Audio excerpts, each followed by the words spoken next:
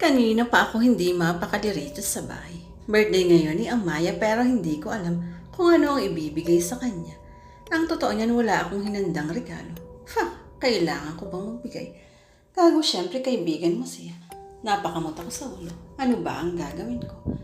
Kuya, bakit nakasimangot ka? Tanong ni Shasha. Lika nga, bubit. Sabi ko sa kapatid ko na siyam na taong gulang. Mabilis siyang nagpakalong sa akin at pinulupot ang maliliit niyang braso sa leeg ko. Tatlo kaming magkapatid. Akala nga ni na mama at papa dati na hindi na masusundan si Diyos kaya laking pasasalamat ang mga gulang namin na nagkaroon kami ng karagdagan sa pamilya at babae pa. Gustong gusto kasi ni mama na magkaroon ng anak na babae kaya naman mahal na mahal namin ang bunso namin.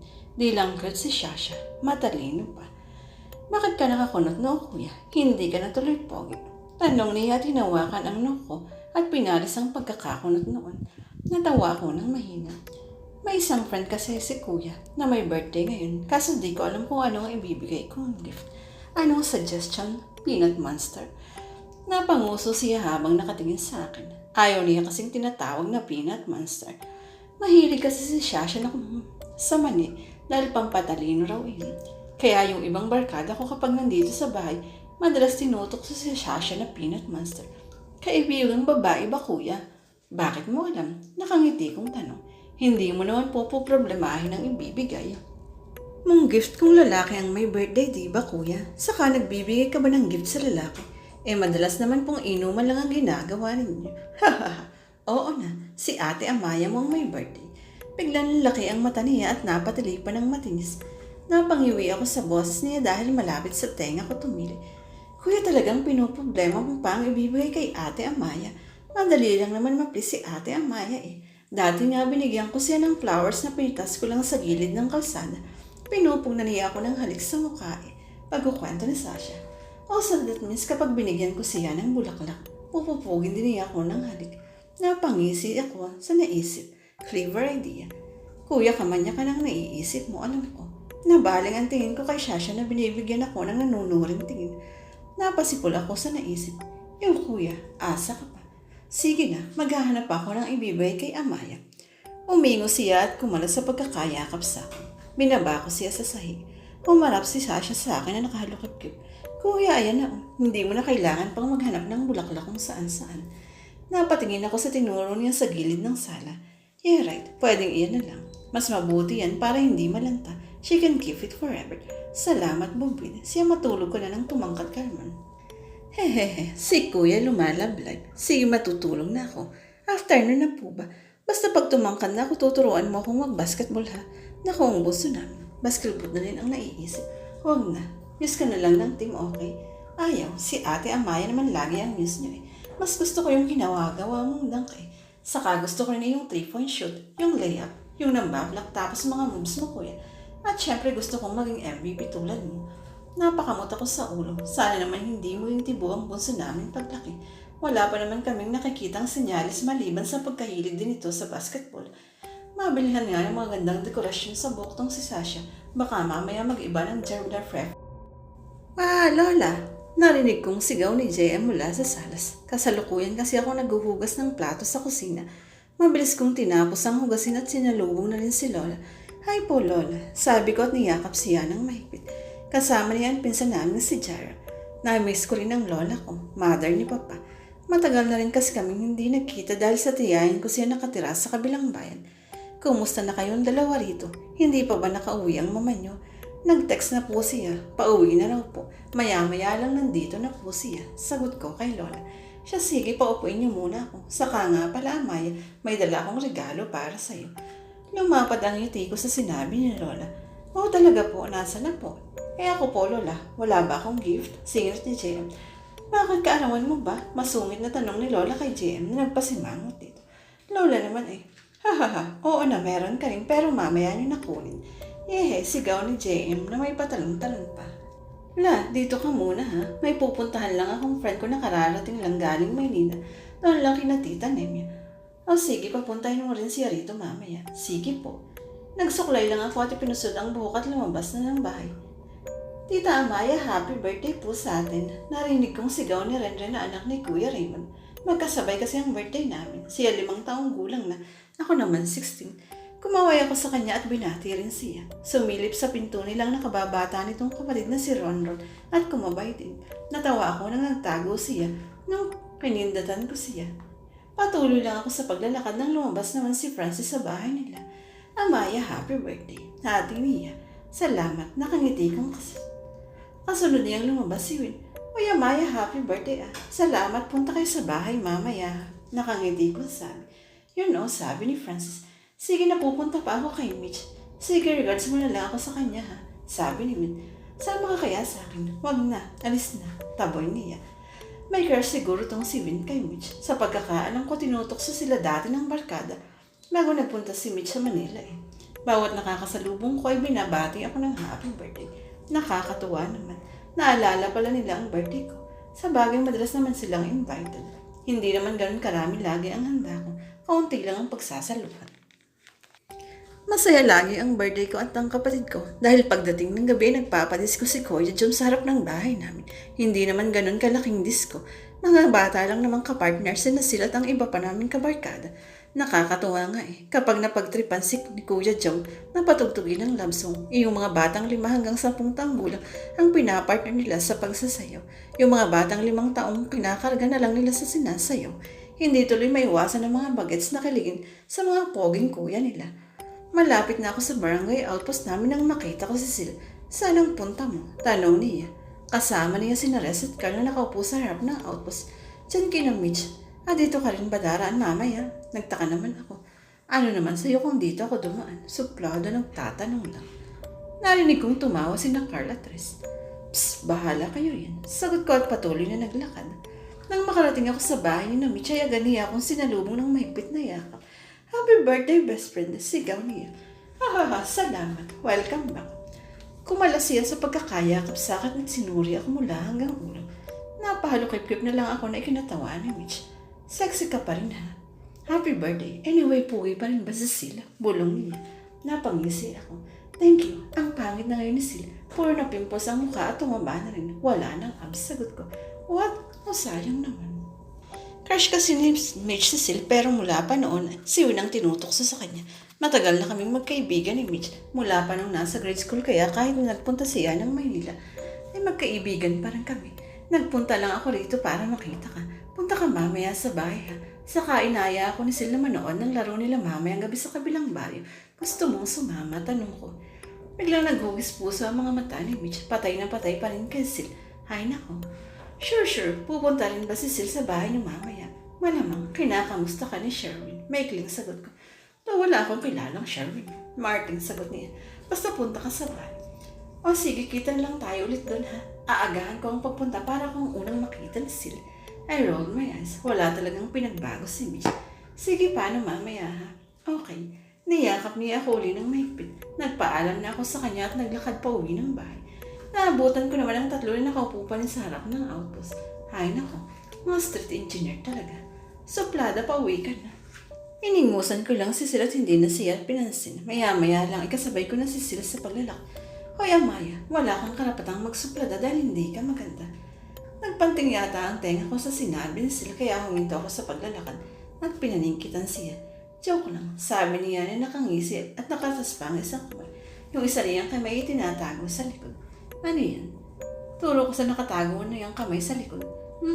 Wala, lakad na. Pinaway mga ko siya. Ano nga yan? Tanong ko. Napataas ang kilay ko sa narinig. Kumanta si Carl habang nakapangalong baba at nakatingin sa amin Sil. Ano naman ang trip ng mga ito?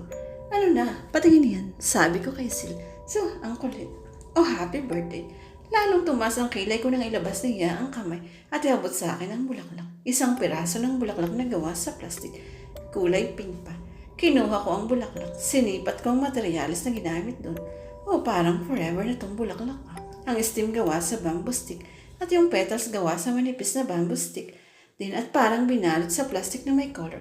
Yung parang sapin ng yema. Ang kintab tuloy tingnan ng petals niya. Uy, salamat ha. Hoy, kayong dalawa riyan. Kung gusto niyo mag-video, okay doon kayo sa bahay niyo. Tumawa naman ang malakas ang dalawa. Salamat lang, walang Chris. Ano? Chris, tanong ko kay Sil. Sabi kasi ni Shasa nung binigyan kanya ng bulaklak, pinumpog mo siya ng halik eh. Hinampas ko si Sil sa balikat. Bata si Shasha at nanggigigil ako sa kanya. Cute kasi siya. Bakit ako di ba cute? Nakasimangot na tanong nito. Sa tangkad mong iyan, umaasa ka pang magmumukha kang cute. Diyan ka na nga. Magpapupog ka ng halik kay Mitch mamaya. Siguradong hindi aayaw sa'yo yun. Tiyok, itago mo yan ha. Bakit ko naman itatago lang? Sayang kapag hindi ko ma-display. Ninakaw ko lang kasi yan sa bahay. Baka makita ni mama sa bahay niyo. Walang nga, binigyan ako ng ninakaw. Pero ano po naman hindi totoo yun. Che, hoy pangit, tarahan mo ako mamaya ng handa mo ha. Ayoko, ganting sigaw ko. Umalis na ako sa harap ni sila at naglakad pa uwi. Bitbit ang ibinigay. It's 5 in the afternoon at maraming bata ang nasa harap ng bahay at naglalaro. Kakatapos lang kasi nilang magsalo-salo sa handa at ang kapatid kong si Jem ay tinuloy ang pagbibigay ng games sa mga bata. Hinanap ko si Sil sa mga kabarkada naming nakaupo sa harap ng bahay. Wala siya. Napasimangot ako. Nasaan naman kaya yun? Sabi niya pupunta siya. Kahit si Mitch wala rin. Ayos, sabi rin niya kanina siya ang mauunang pumunta rito. Tapos siya rin palang mahuhuli. Palabas na ako nang makita kong dumating si Sil kasama si Mitch. Naka-abrisyete pa si Mitch kay Sil. Nangyari sa dalawang to. Bakit pa ako magtataka double dead pala itong si Mitch kay Sil. Amaya, tawag sa akin ni Sil. Ang ganda pa ng ngiti ng loko. Mabuti naman at nakapunta ka. Sabi ko at binalingan si Mitch. Ikaw sabi mo mauuna ka rito tapos ikaw naman palang mahuhuli. Nakasimangot kong sabi kay Mitch. Nakita ko kasi si Sil kaya sumabay na ako sa kanya papunta rito. May kasalanan ka sa akin ha. Ang sabi mo sa akin tumaba na sila at maraming tagihawat. Napatawa ako sa sinabi ni Mitch. Talaga namang naniwala siya sa biro ko kanina. Sinalyapan ko si Sil na nakakunot ang noong nakatingin sa akin. Ngumisi ako sa kanya. Amaya, sama ka sa amin mama. Paalala ni Sil. Oo na, mamaya ipagpaalam mo ako kay mama. Alam mo namang hindi ako pinapayagan kapag hindi ikaw nagpaalam. Sige na, saan ba si tita? Nasa loob ng bahay. Pwede mo maghiwalay na kayong dalawa. Tingnan niyo si Renren ang sama ng tingin sa inyo. Napakamot ng ulo si Sil at kinuha ang kamay ni Mitch na nakahawak sa braso niya. Huwag kayo, crush ng bata si Sil. Napasimangot naman si Mitch at inirapan ng bata na napapalabi. Kung titingnan parang nagsiselo si Renren Nakahalok-hip-hip ang nakatingin sa dalawa. Ipagpapaalam muna kita kay tita. Tumango ako kay Sil at sinundan siya ng tingin. Habang papasok sa bahay, nakigulo na rin kami ni Mitch sa iba kong kabarkada.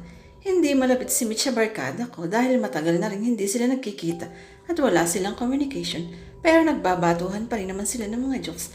Mitch, lalo kang gumaganda. Puri ni Riz kay Mitch. Kalong na Riz ang anak ni Ate Marina si Jyron. Thank you, totoo yun ha? Sagot ni Mitch. Anong totoo? Siyempre boyro lang yun. Sagot ni Riz at sabay silang nagtawan. Napasimangot naman si Mitch. Wala nang gaganda sa'yo. Singit ni Win na nakatingin kay Mitch. Sabay-sabay na napoy ang barkada. Pati mga bata ay nakisali na rin. Pinatingin kitang ko ng mata si Win. Talaga Win? Napakamot naman ang ulo si Win. Mas maganda ng konti sa Amaya. Sabay na tawa namin. Balimbing ka Win, sigaw ni Mitch. Makabugbuin ako ni Amaya kapag sinabi kong hindi siya maganda Mas mabubugbog ako ni Sil kapag umayawin si Amaya mag-miss sa amin kapag may liga. Paliwanag ni Win. Ewan ko sa iyo Win, maktol ni Mitch.